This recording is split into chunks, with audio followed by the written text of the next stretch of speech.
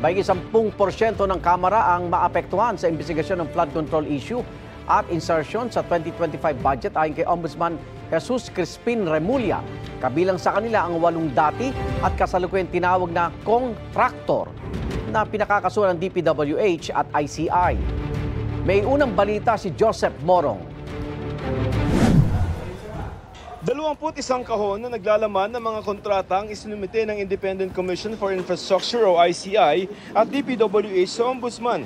Sa joint referral ng ICI at DPWH, hinihinging sampahan ng kasong kriminal at administratibo ang 8 kongresista. Sina dating ako Bicol Party List Representative Saldi Co, Construction Workers Solidarity Party List Representative Edwin Garjola, Uswag Ilonggo Party List Representative James Ang, Pusong Pinoy Party List Representative Jet Nisay, Bulacan 2nd District Representative Agustina Pancho, Cagayan 3rd District Representative Joseph Lara, Surigao del Norte 1st District Representative Francisco Matugas, at Tarlac 3rd District Representative Noel Rivera.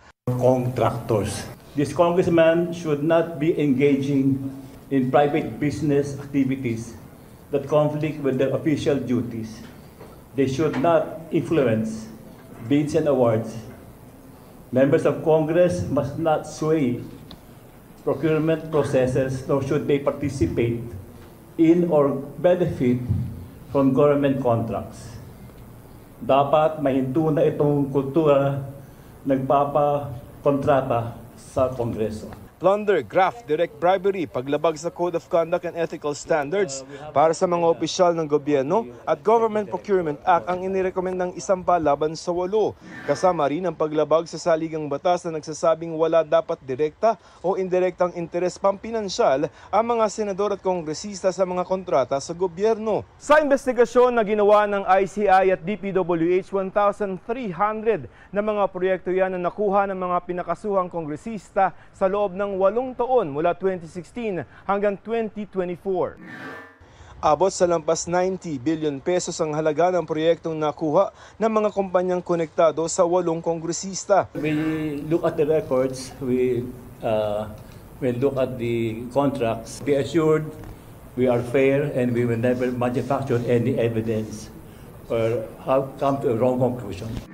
Ang kampo ni Congressman Lara, binigyan diin ang inendorso ng ICI hindi patungkol sa anomalya sa flood control projects, kundi kaugnay sa dati-aniyang kaugnayan ni Lara sa JLL Pulsar Construction. Magsisilbi raw itong pagkakataon para patunayan sa tamang forum na wala siyang nilabag na batas. Dagdag ni Lara, bago siya sumabak sa serbisyo publiko ay wala na siyang kaugnayan sa JLL Pulsar Construction. Hindi rin kailanman sumali ang kumpanya sa mga kontrata ng mga proyekto sa kanilang distrito mula nang maluklok siya sa pwesto. Ayon naman kay Congressman Ang, malinis ang konsensya niya at kumpiyansang malilinis ang kanyang pangalan. Anya, ni minsan ay di niya ginamit ang kanyang posisyon para sa pansariling interes. Handa raw siyang harapin ng kaso. Tumanggi naman magkomento ang staff ni Congressman Rivera. Sinisikap naming makuha ang panig ng iba pang inirekomendang kasuhan. 8 incumbent at 2 dating kongresista na ang nirerekomendang kasuhan ng ICI at DPWH sa Ombudsman.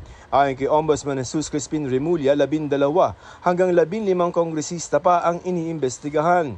Ayon sa Anti-Money Laundering Council, nakakuha sila ng 2 freeze order laban sa mga ari-arian ng isang incumbent na mataas na opisyal mula sa isang independent constitutional body at isang dating halal na opisyal.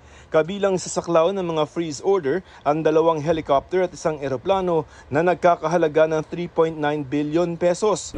Ang Ombudsman humiling sa Bureau of Immigration ng Foreign Travel Restriction Order laban sa 77 individual na iniimbestigahan kaugnay sa budget insertions at kickback mula sa ilang flood control project. It's really just for the immigration to hold. It means that it is within the power of the Ombudsman to actually tell them, wag muna kayo umalis. Kasi mayroon pa tayong pag-uusapan. Kailangan nyo muna sagutin yung mga tanong. Tumanggi na si Remulla na pangalanan ng mga hiningan niya ng FTRO. May senador po bang kasama? Meron. Ilan po? Wag na natin pag-usapan. Kasi ito naman magkakahiyaan lang no? Basta hindi sila makakalabas. We're asking immigration to stop them. Sir Kongresista? Meron. Sir Contractor? Meron.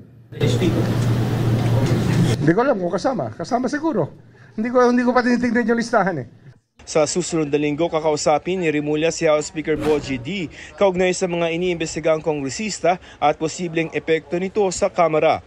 More than 10% of Congress will be affected, at the very least. Dadami pa yan. It will still branch out. Ito ang unang balita, Joseph Morong para sa GMA Integrated News.